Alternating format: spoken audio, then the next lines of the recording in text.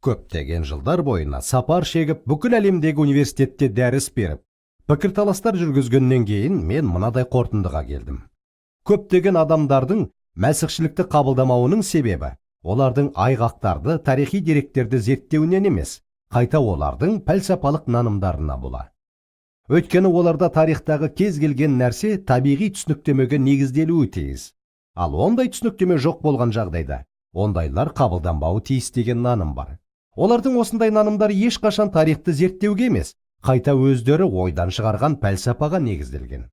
Мысалы, неміс ғалымы доктор Фрэнк былай деген: киелі жазбадағы тарих барысының көрінісін шындыққа және тарихқа жанаспайды деп қарау керек. Ал енді ол осы мәлімдемесін тарихи деректерді тексеріп зерттегендіктен сенімсіз деп тапты ма? Жоқ. Өйткені ол табиғаттан тыс факторлардың араласқандығынан айтып отыр. Бәрі табиғат тұрғысынан түсіндірілуі және табиғат тарихының барысына лайықтануы тиіс. Ал содан кейін голландиялық ғалым доктор Кинан былай деген: тек табиғи даму туралы болжам ғана барлық құбылыстарға түсініктеме береді. Құдайдың патриархтармен қарым-қатынасы мен үшін киелі кітап баяндайтын оқиғаның тарихи сипатына қарсы айқындаушы факторлардың бірі болып табылады. Сонымен, ол деректерді тексеріп зерттегендіктен тарихи емес деген қорытындыға келіп отыр ма? Жоқ.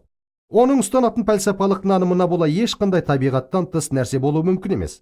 Бар нәрсе табиғат тұрғысынан түсіндірілуі тиіс. Тағы бір ғалым, Рудольф Бултманның былай дегені бар: бұл жақындық. Тарихи оқиғалардың жалғасуы табиғаттан тысқары, трансценденттік күштердің араласуымен үзілмейді дегенді білдіреді. Сондықтан да керемет деген осы сөздің тікелей мағынасында атымен жоқ. Мұндай керемет тарихпен жанаспайтын оқиға болуы мүмкін. Көріп отырсыздар ма? Бұл Мәсіхтің қайта тірілгенін жоққа шығармайды. Өйткені ол деректерді тексеріп зерттегендіктен бұны жақсы емес деп отырған жоқ. Керісінше, өзінің пәлсапалық нанымынан не қате ұғымына бола Иса Мәсіхтің қайта тірілуін жоққа шығарып отыр. Яғни, табиғаттан тыс ештеңе жоқ. Біз бәріне табиғи түсініктемесі болуы тиіс жабық ғаламда өмір сүреміз деген сөз. Міне сондықтан да президент Джефферсон киелі кітабына қараған кезде, сіз оның қалай аяқталатынын білесіз бе? Ол былай аяқталады: олар Исаны қабірге қойып, қабірдің аузын үлкен тасты домалатып жауып кетіп қалды. Джефферсонның киелі кітабы осылай аяқталады. Неге? Өйткені содан кейін табиғаттан тыс қайта тірілу оқиғасы басталады. Ал Джефферсон мен басқалар табиғаттан тыс еш нәрсе жоқ дегенді көксейді. Бір нәрсе табиғат тұрғысынан түсіндірілуі тиіс. Сондықтан да олар тарихи деректерге қарамастан өздерінің пәлсапалық нанымына бола барлық шындықты қабылдамады.